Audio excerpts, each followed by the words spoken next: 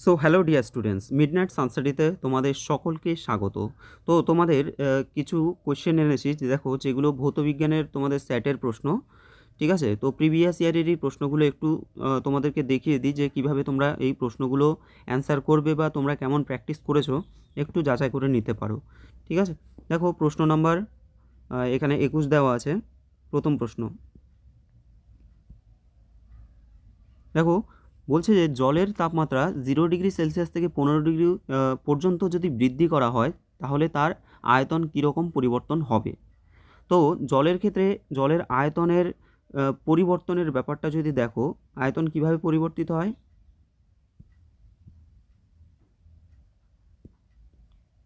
ওকে, আয়তন, জলের আয়তনের ক্ষেত্রে যদি আমরা গ্রাফটা দেখি, আয়তনের ক্ষেত্রে কি হয়, আয়তন না প্রথমে কি হয়, 4 ডিগ্রি সেলসিয়াস উষ্ণতায়, ঠিক আছে, ধরো 1 ডিগ্রি 2 ডিগ্রি এরকম 0 ডিগ্রি থেকে 1 ডিগ্রি 2 ডিগ্রি 3 ডিগ্রি এরকম উষ্ণতা কি হয় 0 ডিগ্রি থেকে 4 ডিগ্রি পর্যন্ত না আয়তন কি হয়, জলের আয়তন কমতে থাকে। তারপর কি হয়, 4 ডিগ্রির পরে আয়তন কি হয় ক্রমশ বাড়তে থাকে তাপমাত্রা বৃদ্ধি করতে থাকলে। ঠিক আছে, তাহলে 0 ডিগ্রি থেকে আমরা দেখছি যে 4 ডিগ্রি পর্যন্ত আয়তন আস্তে আস্তে কমছে এবং তারপরে কি হচ্ছে, তারপরে কিন্তু তাপমাত্রা বাড়ালে আয়তনও বাড়তে থাকবে। তাহলে এটা অ্যান্সার হয়ে যাবে অপশান সি, প্রথমে হ্রাস পাবে এবং পরে বৃদ্ধি পাবে। অনেক সময় তোমাদের এই প্রশ্নটা ঘুরিয়ে দেয় যে কত ডিগ্রি সেলসিয়াস উষ্ণতায় জলের আয়তন সর্বনিম্ন হয়। ঠিক আছে, এটা থাকে, অ্যান্সার হবে 4 ডিগ্রি। বা কত তাপমাত্রায় জলের ঘনত্ব সর্বোচ্চ হয়, তাহলে জলের ঘনত্ব সর্বাধিক হয় হলো 4 ডিগ্রি সেলসিয়াস উষ্ণতায়। আশা করি বোঝা গেল, একটু তাড়াতাড়ি করছি। ঠিক আছে, পরের প্রশ্ন দেখো, শুষ্ক বরফ। শুষ্ক বরফ আমরা কাকে বলবো, কঠিন কার্বন ডাইঅক্সাইড। কঠিন কার্বন ডাইঅক্সাইডকে বলা হচ্ছে শুষ্ক বরফ। খুব ইম্পর্টেন্ট কোয়েশ্চেন, অনেকবার তোমাদের পরীক্ষায় এসছে। অপশান বি হবে সঠিক অ্যান্সার। কোয়েশ্চেন নাম্বার 23 দেখো, তিনটি রোধের মধ্যে মান যথাক্রমে R1 R2 এবং R3 হলে এবং R1 R2 R3 greater than আর কি, R1 greater than R2 greater than R3 হলে এদেরকে যদি শ্রেণী সমবায় যুক্ত করা হয় তাহলে এদের মধ্যে দিয়ে তড়িৎ প্রবাহের মান কী হবে। দেখো, শ্রেণী সমবায়ে যখন যুক্ত করবে কোনো রোধকে, যদি শ্রেণী সমবায়ে যুক্ত করে, এটা তো সমান্তরাল করে দিচ্ছি, শ্রেণী সমবায়ে যদি যুক্ত করে তাহলে সেক্ষেত্রে কী হবে, সেক্ষেত্রে কিন্তু R1 R2 R3, তাই তো। আচ্ছা, আমরা জানি যে ভি সমান IR, ভি সমান আমরা কি জানি, IR, এটা হলো ওহমের সূত্র। এবার আমরা যদি দেখো আর সমান, তাহলে কি হচ্ছে V/I, অর্থাৎ রোধের সাথে যদি আয়ের অর্থাৎ কারেন্টের যদি সম্পর্ক দেখি, প্রবাহ মাত্রার সম্পর্ক দেখি, তাহলে কিন্তু ব্যস্তানুপাত হচ্ছে, কি হচ্ছে, ব্যস্তানুপাত হচ্ছে। তাহলে ব্যস্তানুপাত যদি হয়ে থাকে তাহলে দেখো R1 greater than R2 greater than R3 আছে, তাহলে উল্টোটা হয়ে যাবে অ্যান্সার। তাহলে I1 less than R2 less than I3। ঠিক আছে, রোধের সাথে আমাদের সম্পর্কটা দেখতে হবে যে প্রবাহ মাত্রার ব্যস্তানুপাতিক, তাহলে কি হচ্ছে, ওটার ঠিক উল্টোটা হবে। এটা হচ্ছে শ্রেণী সমবায়ের জন্য, কিন্তু সমান্তরাল সমবায়ের ক্ষেত্রে কিন্তু সেটা হবে না। সমান্তরাল সমবায়ের ক্ষেত্রে প্রত্যেকটার মধ্যে দিয়ে সেম কারেন্ট পাস হয়, সেক্ষেত্রে আবার I1 সমান I2 সমান I3 হয়ে যাবে। ঠিক আছে, আশা করি বোঝাতে পারলাম। পরের প্রশ্নে চলে যাচ্ছি। কোয়েশ্চেন নাম্বার কত, 24। আচ্ছা, 24 বলছে যে সোডিয়াম জিঙ্কেটের রাসায়নিক এর সংকেত কী হবে। সোডিয়াম জিঙ্কেট, তাই তো।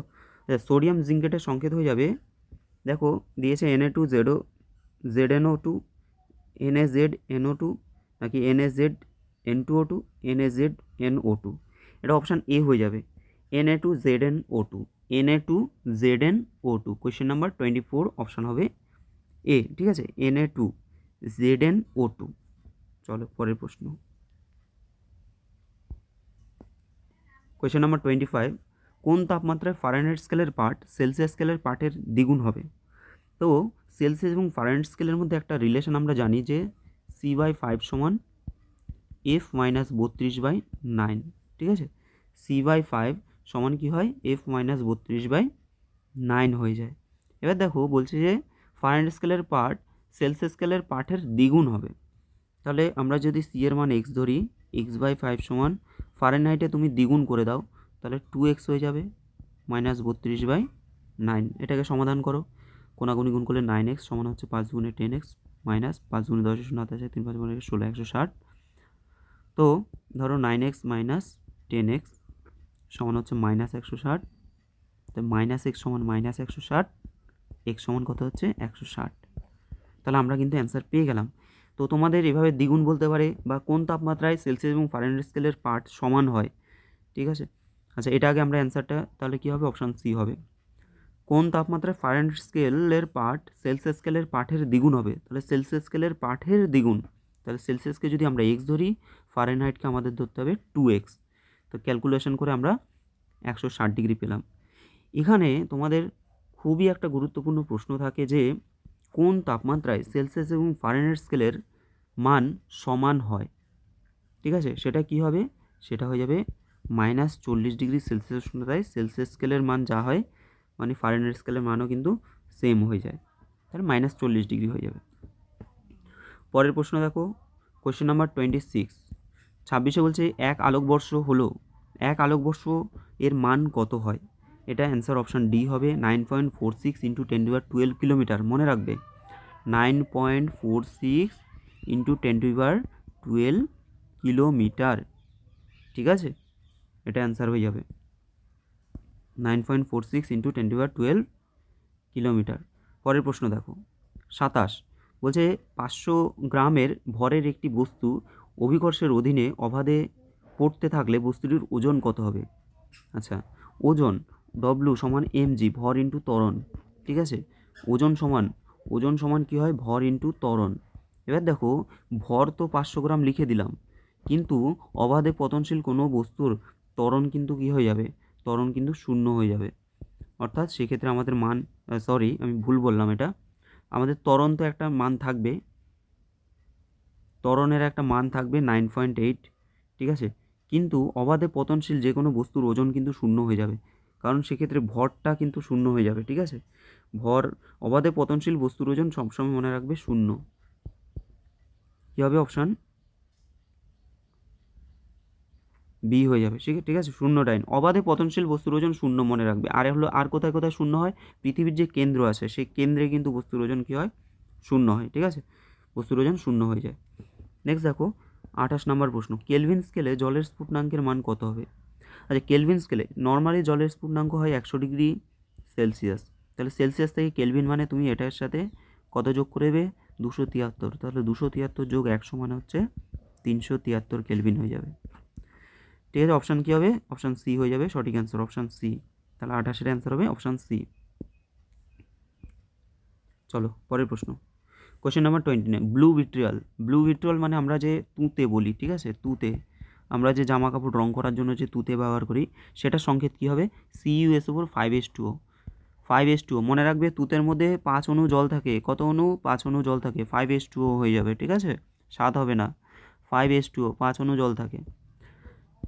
পরের প্রশ্ন দেখো, ঘনত্বের মাত্রা কী, ঘনত্বের মাত্রা কী হবে। আমি একটু তাড়াহুড়ো করছি, আমার একটু তাড়া আছে তাই, ঠিক আছে। তো আশা করি তোমরা বুঝতে পারবে, এগুলো তোমাদের অনেকটা হেল্পফুল হবে, তোমাদেরকে এই যে এগুলো আলোচনা করে দিচ্ছি, তোমরা এগুলো কিন্তু ভালো করে প্র্যাকটিস করে নেবে। ঘনত্বের মাত্রা দেখো, ঘনত্ব সমান কী হয়, ঘনত্ব সমান হচ্ছে ভর বাই আয়তন, ভর বাই কী হবে, আয়তন। এবার দেখো, ভরের মাত্রা কী হয়, ভর মানে এম, আর আয়তন মানে দৈর্ঘ্য প্রস্থ ইন্টু উচ্চতা, দৈর্ঘ্য গুণ প্রস্থ গুণ উচ্চতা মানে L3, তাহলে কী হবে, ml⁻³ ml⁻³ অপশান ডি হবে, অ্যান্সার কী হবে, অপশান ডি। তো জিনিসটা আমরা যদি জানি যে ভর সমান হচ্ছে, ঘনত্ব সমান হচ্ছে ভর বাই আয়তন, তাহলে আমাদের হামেশাই হয়ে যাবে, খুব ইজিভাবে হয়ে যাচ্ছে, তাই না। আচ্ছা, নেক্সট দেখো, কোশ্চেন নাম্বার 31 কী আছে, CaOH2 এর অম্লগ্রাহিতা কত হবে।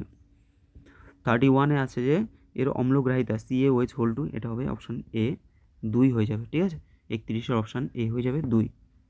পরের প্রশ্ন, কোয়েশ্চেন নাম্বার 32, খুব ইম্পর্টেন্ট প্রশ্ন, এই প্রশ্নটা কিন্তু তোমাদের বারবার ঘুরিয়ে পেঁচিয়ে আসছে, ঘুরিয়ে পেঁচিয়ে কিন্তু বারবার দিচ্ছে এটা, ঠিক আছে। একটি বলছে দণ্ডচুম্বকের জ্যামিতিক দৈর্ঘ্য যদি 6 হয়, তাহলে চৌম্বক দৈর্ঘ্য কী হবে। দেখো, জ্যামিতিক দৈর্ঘ্য আর চৌম্বক দৈর্ঘ্যের মধ্যে যদি ফারাক দেখি আমরা, জ্যামিতিক দৈর্ঘ্য মোটামুটি একদম এই এখান থেকে এতটা পুরোটাকে জ্যামিতিক দৈর্ঘ্য বলছে, ঠিক আছে। আর চৌম্বক দৈর্ঘ্য কিন্তু এখানে ধরো এখান থেকে এরকম একটা, যেখানে আকর্ষণ ক্ষমতা সবথেকে বেশি হয়, তো সেই হিসেবে এই ডিস্টেন্সটাকে ধরে, ঠিক আছে। তাহলে চৌম্বক দৈর্ঘ্য আমরা দেখছি কিন্তু কম হচ্ছে, জ্যামিতিক দৈর্ঘ্য বেশি হচ্ছে, জ্যামিতিক দৈর্ঘ্য যদি 6 হয়ে থাকে, এটা যদি পুরোটা 6 হয়, তাহলে চৌম্বক দৈর্ঘ্য এখান থেকে এখানে নিশ্চয়ই কম হবে তার থেকে। তাহলে কী হবে, চৌম্বক দৈর্ঘ্য ইজ লেস দেন 6, 6 সেন্টিমিটার থেকে কী হবে, কম হয়ে যাবে। ঠিক আছে, চলো পরের প্রশ্ন। কোয়েশ্চেন নাম্বার 33 বলছে চাপ বৃদ্ধিতে বিশুদ্ধ তরলের স্ফুটনাঙ্ক কী হবে। চাপ যদি বাড়ানো হয় তরলের স্ফুটনাঙ্ক কী হবে, তরলের স্ফুটনাঙ্ক কিন্তু বেড়ে যাবে না, অপশান ডি হবে। কারণ আমরা দেখেছি যে প্রেশার কুকারে কী হয়, প্রেশার কুকারে কিন্তু কটা বাজে, আচ্ছা প্রেশার কুকারে কী হয়, প্রেশার কুকারে কিন্তু চাপ বাড়ালে তরলের স্ফুটনাঙ্ক বাড়ে এবং এটাকে কাজে লাগিয়ে কিন্তু খাদ্যদ্রব্য তাড়াতাড়ি সেদ্ধ হয়। ঠিক আছে, নেক্সট দেখো কোয়েশ্চেন নাম্বার 34, কোনো সমতলে আলোকরশ্মির আপতন কোণ 60 ডিগ্রি হলে ওই তল থেকে আলোর প্রতিফলনের ফলে চ্যুতি কী হবে। একটা জিনিস আমাদের মনে রাখতে হবে, তো আপতন কোণ এবং যেহেতু সমতলে আলোকরশ্মির আপতন কোণ কী হয়, আপতন কোণ এবং প্রতিফলন কোণের মান সমান হয়ে যায়। ঠিক আছে, তো এই ক্ষেত্রে চ্যুতি 60 ডিগ্রি হয়ে যাবে। এখানে চ্যুতি মানে এটার থেকে কি বেঁকে তো কিছু হবে না। যদি প্রতিসরণ হয়, প্রতিসরণের ক্ষেত্রে চ্যুতিকোণ আমরা একটা নির্দিষ্ট চ্যুতিকোণ কত ডিগ্রি অ্যাঙ্গেলে সরে যাচ্ছে সেটা আমরা পাবো। কিন্তু এখানে এখানে বলছে প্রতিফলনের ফলে চ্যুতি কী হবে, এটা 60 ডিগ্রি হয়ে যাবে। ঠিক আছে, প্রতিফলনের ক্ষেত্রে সেম হয় কিন্তু প্রতিসরণের ক্ষেত্রে আলাদা আলাদা হতে পারে। এরপরে বলছে 35 ঘরের উষ্ণতায় ব্রোমিন কি। আচ্ছা ব্রোমিন তোমরা মনে রাখবে, ব্রোমিন হলো এক ধরনের তরল অধাতু। তরল কি হবে, একটা তরল অধাতু হলো ব্রোমিন। যেমন আমরা দেখেছি তরল ধাতুর মধ্যে কি হয়, পারদ হচ্ছে একটা তরল ধাতু, তাহলে তরল অধাতু হবে ব্রোমিন হবে তরল অধাতু। ঠিক আছে, এটা অধাতু। চলো পরের প্রশ্ন। কোয়েশ্চেন নাম্বার 36 কী দেওয়া আছে দেখো, কার্বনের একটা আইসোটোপ দেওয়া আছে 614 আর একটা নাইট্রোজেনের একটা আইসোটোপ দেওয়া আছে ধরো 714। ঠিক আছে, এরা পরস্পরের কি, আচ্ছা আইসোটোপ বলতে কি মানে দুটো পরমাণু দেওয়া আছে এখানে, এরা পরস্পরের আইসোটোন, আইসোবার না আইসোমার। এখানে দেখো ভর সংখ্যা দুটোরই সমান, এটাও 14 এখানেও 14, তাহলে ভর সংখ্যা যদি সমান হয়, ভর সংখ্যা সমান হলে তাহলে আমরা কি বলবো, এটাকে বলবো আইসোবার। আচ্ছা এখান থেকে আমরা চলে আসছি, ধরো আইসোটোপ কাকে বলে। আচ্ছা এটার অ্যান্সার তো অপশান বি হয়ে যাচ্ছে, আইসোবার। আইসোটোপ কাকে বলে, আইসোটোপ মানে হচ্ছে যদি সেম ভর মানে পারমাণবিক সংখ্যা যদি সেম হয়, যেমন হাইড্রোজেন H11, H12, H13, তাহলে হাইড্রোজেনের 3টে আইসোটোপ আছে। ঠিক আছে, সাধারণ হাইড্রোজেন বা প্রোটিয়াম, তারপরে ডয়টেরিয়াম আর হলো ট্রিটিয়াম। তাহলে এই যে এগুলোর প্রত্যেকটা দেখো নিচে 1 1 করে আছে, এটা তো পারমাণবিক সংখ্যা, তো তিনটেরই যদি পারমাণবিক সংখ্যা সমান হয় তাহলে আমরা পরস্পরের আইসোটোপ বলবো। আরেকটা টার্ম আছে আইসোটোন। আইসোটোনটা কি, আইসোটোন হচ্ছে তোমাদের নিউট্রন সংখ্যা সমান হবে। নিউট্রন সংখ্যা কীভাবে বের করতে হয়, ধরো এখানে নিউট্রন সংখ্যা কত আছে, এখানে দেখো 14 থেকে 6 বিয়োগ করতে হবে। ভর সংখ্যা থেকে যদি আমরা পারমাণবিক সংখ্যাটা বিয়োগ করি তাহলে আমাদের কী বেরোবে, তাহলে আমাদের বেরিয়ে যাবে কী বললাম, নিউট্রন সংখ্যা। ঠিক আছে, তাহলে এটা হয়ে যাচ্ছে 8, এটা দেখুন সাথে সাথে 14, এটা হয়ে যাচ্ছে 7। তাহলে এই যে এগুলো দেখো, এগুলো কিন্তু নিউট্রন সংখ্যা আলাদা হয়ে যাচ্ছে। যদি নিউট্রন সংখ্যা সেম হয় তাহলে তাদেরকে পরস্পরের আইসোটোন বলবো। তাহলে আইসোটোপ মানে হলো পারমাণবিক সংখ্যা সমান হবে বা নিউট্রন বা প্রোটন সংখ্যা সমান হবে। আর আইসোবার মানে হচ্ছে ভর সংখ্যা সমান হবে, আর আইসোটোন মানে হচ্ছে নিউট্রন সংখ্যা সমান হবে। তাহলে এটা অ্যান্সার হয়ে যাবে অপশান বি। কোয়েশ্চেন নাম্বার 37 দেখো কি বলছে, বলছে যে একটি বস্তুর ভর 3 কেজি হলে বস্তুটির ওজন কত হবে। তো অভিকর্ষ ত্বরণ বলেছে 10, আমরা বলেছি ডব্লিউ সমান mg, ভর সমান কী হবে, মানে ওজন সমান হচ্ছে ভর ইন্টু অভিকর্ষ ত্বরণ, ওজন সমান ভর ইন্টু অভিকর্ষ ত্বরণ। তাহলে ভর কত দিয়েছে, 3 কেজি দিয়েছে, ভর দিয়েছে 3 কেজি, আর ওজন কত 10 মিটার পার সেকেন্ড, মানে 3 10 কত হচ্ছে 30। এবার দেখো 30 কী হবে, ডাইন হবে না নিউটন হবে। একটা জিনিস দেখো, এটাতে কেজিতে আছে আর এটা দেখো মিটার পার সেকেন্ডে আছে, তাই না, সেকেন্ড স্কোয়ার, তার মানে এটা অবশ্যই নিউটনে হবে, এসআইতে, তাই না। কেজি কিসের একক, এসআই পদ্ধতিতে ভরের একক হচ্ছে কেজি হচ্ছে এসআই পদ্ধতিতে ভরের একক। তাহলে অপশান সি হয়ে যাবে। পরের প্রশ্ন, কোয়েশ্চেন নাম্বার 38 কী বলছে দেখো, আচ্ছা 60 গ্রাম ভরের এক খণ্ড লোহার উষ্ণতা 100 ডিগ্রি সেলসিয়াস থেকে বৃদ্ধি করে 200 ডিগ্রি সেলসিয়াস করা হলো, প্রয়োজনীয় তাপ কত হবে। আর লোহার আপেক্ষিক তাপ দিয়ে দিয়েছে 0.12 সিজিএস এককে। দেখো এটাও খুব ইম্পর্টেন্ট একটা প্রশ্ন। আমরা জানি যে উৎপন্ন তাপ হিট সমান কি হয়, উৎপন্ন তাপ হয়ে যাবে তোমার এমএসটি তোমরা পড়েছো যে ভর ইন্টু আপেক্ষিক তাপ। এস হচ্ছে এখানে আপেক্ষিক তাপ আর টি হলো টেম্পারেচার ডিফারেন্স, মানে হলো উষ্ণতার পার্থক্য। ওকে, এবার ভর কত আছে আমাদের? 60 গ্রাম আছে, 60 গ্রাম। আচ্ছা, তারপরে আছে আপেক্ষিক তাপ দেখো 0.12 আছে, কত আছে? 12। আর তাপমাত্রার পার্থক্য কত হবে? 200 থেকে 100 মাইনাস করে দিতে হবে। ঠিক আছে, বলছে 100 থেকে 200 হয়েছে, তারপর 200 মাইনাস 100 মানে 100 হয়ে যাবে। তাহলে 60 গুণ 0.12 ইন্টু হয়ে যাচ্ছে 100, তাহলে এটা গুণ করলে 12 হয়ে যাচ্ছে। 60 গুণ 12, 6 12 72, 720 হয়ে যাবে। অ্যান্সার কী হবে? অপশান এ হয়ে যাবে সঠিক অ্যান্সার। 720 ক্যালোরি হয়ে যাবে, 720 ক্যালোরি। ঠিক আছে, তো ঠিক আছে, আশা করি বুঝতে পেরেছো। কটা বাজে 40। নেক্সট দেখো, পরের পার্টে চলে যাচ্ছি। এটা আরেকটা কোশ্চেনের শিট। কী আছে দেখো, প্রথম প্রশ্ন হচ্ছে নিচের রাশিগুলির মধ্যে কোনটি ভেক্টর রাশি নয়?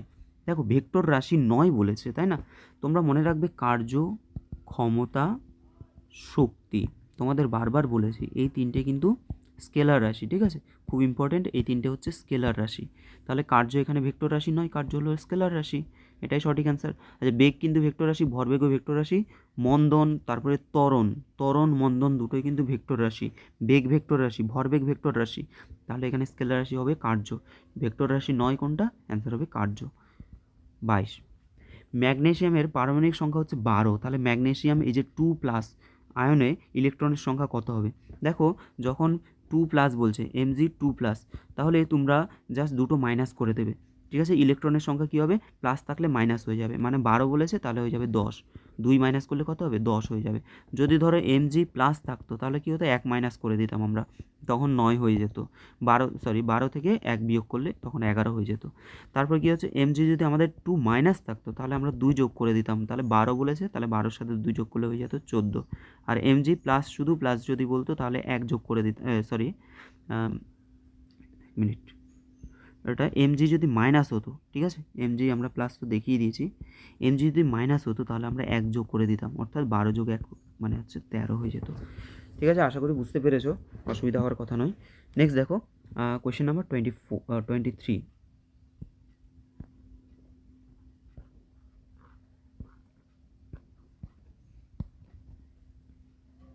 চলো, 23 বলছে ঘনত্বের এসআই একক কী হবে? ঘনত্ব সমান কী হয়? ঘনত্ব সমান হচ্ছে ভর বাই আয়তন, বারবার তোমাদের শিখিয়েছি এটা আমি। ভর বাই কী হবে? ঘনত্ব সমান ভর বাই আয়তন। ঠিক আছে, এবার ভরের একক কী? এসআইতে যদি বলি কেজি, আর আয়তনের হচ্ছে মিটার কিউব, তাহলে কেজি পার মিটার কিউব, কী হবে? Kg per metre cube, option D হবে সঠিক অ্যান্সার। ঠিক আছে, এটা হচ্ছে ঘনত্বের একক।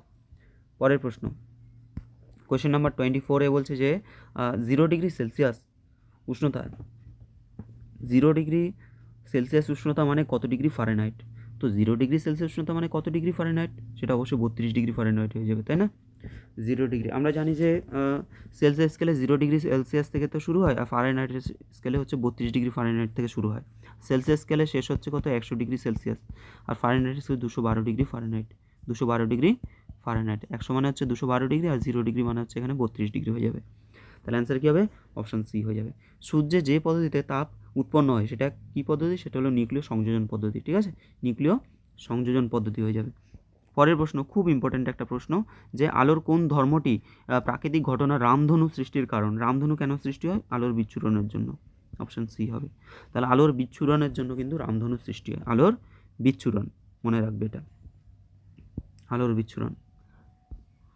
নেক্সট 27 নম্বর দেখো, বলছে তড়িৎচালক বলের এককটি কী হবে? তড়িৎচালক বলের একক হলো ভোল্ট। ঠিক আছে, তড়িৎচালক বলের একক ভোল্ট। এখানে তোমরা ভি ইকুয়ালস টু আইআর এই তিনটেরই ইউনিটগুলো মনে রাখবে। ভি মানে হলো বিভব পার্থক্যের এককও কিন্তু ভোল্ট হচ্ছে। ঠিক আছে, ভোল্ট। আচ্ছা, তারপর হচ্ছে আই মানে কারেন্ট হলো অ্যাম্পিয়ার, কারেন্টের কি? অ্যাম্পিয়ার। আচ্ছা, রোধের একক কী হবে? রোধের একক হয়ে যাবে আর মানে রোধ, রোধের একক হচ্ছে ওহম, রোধের একক কী হবে? ওহম।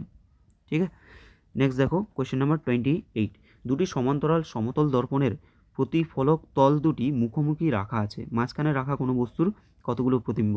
দেখো দুটো সমান্তরালে যদি এরকম আয়না থাকে, তো মাঝখানে যদি কোনো বস্তু রাখা হয়, তোমরা প্রত্যেকে তো চুল কাটাতে যাও সেলুনে, তো সেলুনে দেখবে দুপাশে যদি দুটো এরকম আয়না থাকে, ঠিক আছে, দুপাশে দুটো আয়না থাকলে তুমি যদি এখানে বসে থাকো, দেখবে তোমাকে পরপর পরপর পরপর কতগুলো তোমার প্রতিচ্ছবি তৈরি হচ্ছে, তাই না?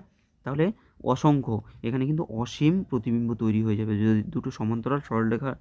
দুটি সমান্তরাল সমতল দর্পণের মাঝখানে যদি কোনো বস্তু রাখা হয়, তাহলে অসীম সংখ্যক প্রতিবিম্ব তৈরি হবে। পরের প্রশ্ন দেখো, কোয়েশ্চেন নাম্বার 29 কী বলছে, যে চাপ বাড়ালে বরফের গলনাঙ্ক কী হবে? চাপ বাড়ালে, হ্যাঁ, বরফের গলনাঙ্ক কমে যাবে। তাহলে চাপ বাড়ালে গলনাঙ্ক কী হবে? কমে যাবে, এটা উল্টো হয়ে যাবে। পরের প্রশ্ন 30 বলছে, শব্দের তীক্ষ্ণতা প্রাথমিকভাবে কম্পনশীল বস্তুর ড্যাশের উপর নির্ভর করে। তীক্ষ্ণতা কিসের উপর নির্ভর করে? শব্দের তীক্ষ্ণতা বলছে কম্পনশীল বস্তুর কিসের উপর নির্ভর করে? বিস্তার, আকার না কম্পাঙ্ক? অবশ্যই কম্পাঙ্কের উপর নির্ভর করে, অপশান সি হবে, ঠিক আছে। কোশ্চেন নাম্বার 30 কী হবে? সি। তীক্ষ্ণতা নির্ভর করে কিসের উপর? এটা হয়ে যাবে কম্পাঙ্কের উপর। ক্লোরোফর্মের রাসায়নিক সংকেত কী হবে? এটা হবে CHCl3, ঠিক আছে। ক্লোরোফর্মের তাহলে সংকেত কী হবে? CHCl3, মনে রেখে দেবে এটা, অপশান বি হবে সঠিক অ্যান্সার। নেক্সট দেশে যে ইথেন অণুতে হাইড্রোজেন পরমাণুর সংখ্যা কত হবে? দেখো ইথেনের সংকেত কি? C2H6। তার মানে হাইড্রোজেনের পরমাণুর সংখ্যা কত? হাইড্রোজেন কতগুলো থাকছে? 6টা থাকছে, তাহলে অপশান এ হবে সঠিক অ্যান্সার, ঠিক আছে, অপশান এ হয়ে যাবে। শুষ্ক বরফ, একটু আগেই বলেছিলাম, আগের সেটাও ছিল কঠিন কার্বন ডাইঅক্সাইড, অপশান ডি হবে। শুষ্ক বরফ কী হবে? কঠিন কার্বন ডাইঅক্সাইড। ওকে, নেক্সট বলছে যে দেখো, কোনো বস্তুর ভরবেগ যদি 10% বৃদ্ধি পায়, উহার গতিশক্তি কত বৃদ্ধি পাবে? এটা একটা ভালো প্রশ্ন আছে, কীভাবে সলভ করবে দেখে নাও। বস্তুর বলছে ভরবেগ যদি 10% বৃদ্ধি পায়, তাহলে উহার গতিশক্তি কত বৃদ্ধি পাবে? ভরবেগের সাথে আমাদের গতিশক্তির একটা সম্পর্ক আছে, ভরবেগের সাথে গতিশক্তির একটা সম্পর্ক আছে। ই সমান আমরা জানি যে p²/2m, ই সমান p²/2m, বা আমরা অনেক সময় এটাকে এইভাবে বলি যে p সমান √2m, ঠিক আছে, এভাবে আমরা প্রকাশ করি এটাকে। তাহলে ই হচ্ছে গতিশক্তি, ই হচ্ছে কি? গতিশক্তি। আচ্ছা, পি হচ্ছে তোমার ভরবেগ, ঠিক আছে, ভরবেগ বা রৈখিক ভরবেগ বলি আমরা। এম হচ্ছে বস্তুর ভর। তাহলে এই যে ফার্স্টের যে রিলেশনটা আমরা দেখতে পাচ্ছি, ই সমান p²/2m, তাহলে ই এর সাথে আমাদের পি এর কী সম্পর্ক হচ্ছে? p² হয়ে যাচ্ছে, মানে ভরবেগ, এটা হচ্ছে গতিশক্তি প্রপোর্শনাল টু ভরবেগের square, is proportional to p², ঠিক আছে। এবার দেখো আমাদের ভরবেগ বলছে যে 10% বৃদ্ধি পায়, তাহলে ধরো আমি ভরবেগ এখানে পি তো ভরবেগ, তো পি এর মান যদি আমি 100 ধরি, তাহলে প্রথমে কি হচ্ছে? প্রথমে আমরা ই সমান পেয়ে যাচ্ছি, ধরো 100 মানে 100² p² মানে হলো 100² মানে 10,000। আচ্ছা, তারপরে 10% যদি বৃদ্ধি পায়, তাহলে 100টা হয়ে যাবে 110, তাই না? 10% বৃদ্ধি পেলে কী হবে? 100-র উপরে 10% বৃদ্ধি মানে 110 হয়ে যাচ্ছে। এবার 110 যদি হয়, তাহলে ই সমান কী হয়ে যাচ্ছে তোমার? 110² মানে কত? 121-এর পরে দুটো শূন্য, এটা হয়ে যাচ্ছে। এবার আমাদের শতকরা বৃদ্ধি কত? মানে পার্সেন্টেজ যেহেতু দিয়েছে শতকরা বৃদ্ধি, তাহলে দেখো এখানে 121-এর পরে দুটো শূন্য মাইনাস 1-এর পরে 4টে শূন্য, 10,000, তাহলে এটা বাই কী হবে? প্রাথমিক কত? প্রাথমিক হচ্ছে তোমার 10,000 গুণ 100, এখানে দেখো 100 0 0 কাটলাম, উপরে হয়ে যাচ্ছে তোমার 2100, নিচে হচ্ছে 100, 10 10 কাটো, এখানে 0 0 কাটো, 21% হয়ে যাবে, ঠিক আছে। আশা করি বুঝতে পেরেছো। তো 21% অপশান ডি হয়ে যাবে সঠিক অ্যান্সার। তো কীভাবে করেছো আমি পুরোপুরি দেখিয়ে দিলাম তোমাদের, একটু ভালো করে একটু ধীরে ধীরে শোনো, একটু তাড়াতাড়ি করছি আমি, ঠিক আছে। আর তোমাদের অবশ্যই তোমরা কমেন্টে একটু কমেন্ট করবে যে তোমাদের এই কোশ্চেনগুলো কেমন লাগছে, আর তোমরা কি এই ভিডিও আর চাও, তো সেটাও একটু কমেন্ট করবে, তাহলে আমি কিন্তু আরও বানাবো, ঠিক আছে। আর তো তোমাদের আর একদিন বাকি আছে মাঝখানে, তো আজকে আমি ভিডিও বানিয়ে দিতে পারবো, অসুবিধা নেই, তোমরা কমেন্ট করবে, তোমাদের কমেন্টের উপর ভিত্তি করে আমি ভিডিওগুলো বানাবো। যা গন্ডগোল করে দিলাম নাকি? নেক্সট 35-এরটা দেখো, কোয়েশ্চেন নাম্বার 35-এ কী বলছে? PbS প্লাস 4H2O, তাই তো? বলছে যে PbS প্লাস 4H2O2 সমান হচ্ছে PbS ওপর প্লাস 4H2O। আচ্ছা, এই বিক্রিয়ায় কী হচ্ছে? কোয়েশ্চেন নাম্বার 35, এই বিক্রিয়া কী হবে? বলছে H2O2 বিজারক দ্রব্য নাকি H2O2 জারক দ্রব্য? আচ্ছা, এটা অ্যান্সার হবে H2O2 জারক দ্রব্য। দেখো যার বিজারণ হবে তাকে আমরা জারক দ্রব্য বলবো। যার বিজারণ ঘটবে, ঠিক আছে, হাইড্রোজেন যদি অপসারিত হয় তাহলে সেটাকে বা অক্সিজেন অপসারিত হচ্ছে এখানে, তাই তো? তার মানে জারণ হচ্ছে, জারণ মানে হচ্ছে বিজারক দ্রব্য, আর বিজারণ হচ্ছে তার মানে হচ্ছে জারক দ্রব্য, বিজারণ হয়ে যাচ্ছে তার মানে হচ্ছে জারক দ্রব্য।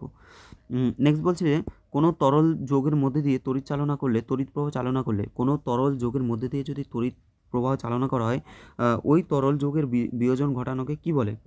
তড়িৎ বিশ্লেষণ বলে, তাই না? তড়িৎ বিশ্লেষণ আমরা জানি, তরলের মধ্যে দিয়ে যদি তড়িৎ বিশ্লেষণ হয় ওটাকে আমরা বলি। নেক্সট বলছে নিচের ধাতুগুলির মধ্যে কোনটি বেশি সক্রিয়? ধাতুগুলোর মধ্যে কোনটা বেশি সক্রিয়? তোমরা আগের ক্লাসে পড়ে থাকবে, ক্লাস এইটে তো আছে মনে হয়, তোমাদের ক্লাসে আছে। দেখো এই যে হাইড্রোজেনের, আমরা দেখেছি হাইড্রোজেনের উপরে যেগুলো রয়েছে সেগুলো বেশি সক্রিয় হয়, আর যেগুলো নিচে আছে সেগুলো কম সক্রিয় হয়। এবং সক্রিয়তার যে তোমরা ধাপগুলো দেখেছো যে সক্রিয়তা কীভাবে উপরের দিকে গেলে বাড়ছে, তাহলে সবথেকে বেশি সক্রিয় হবে পটাশিয়াম, সবচেয়ে বেশি পটাশিয়াম এখানে অপশানের মধ্যে হবে পটাশিয়াম, ঠিক আছে, পটাশিয়াম হয়ে যাবে। নেক্সট দেখো বলছে ঘরের উষ্ণতায় প্রাপ্ত তরল ধাতুটি হলো, তাহলে তরল ধাতু, পারদ হলো একটা তরল ধাতু, একটু আগেই বলছিলাম। পারদ কি? পারদ হলো একটা তরল ধাতু, ঠিক আছে, পারদ হলো একটা তরল ধাতু। দেখো তোমাদের দারুণ প্রশ্নগুলো, আমি আশা করি এই ভিডিওটা তোমাদের ভালো লাগার কথা, ঠিক আছে। খুব কম সময়ের মধ্যে ভিডিওটা কমপ্লিট করলাম। তো কেমন লাগলো অবশ্যই তোমরা কমেন্ট করবে, আর যদি এই ধরনের ভিডিও আরও চাও তাহলে অবশ্যই কমেন্ট করো তোমরা, ঠিক আছে। আর চলো আজকের জন্য এখানেই, দেখা হচ্ছে তোমাদের সাথে পরের ভিডিওতে। টাটা।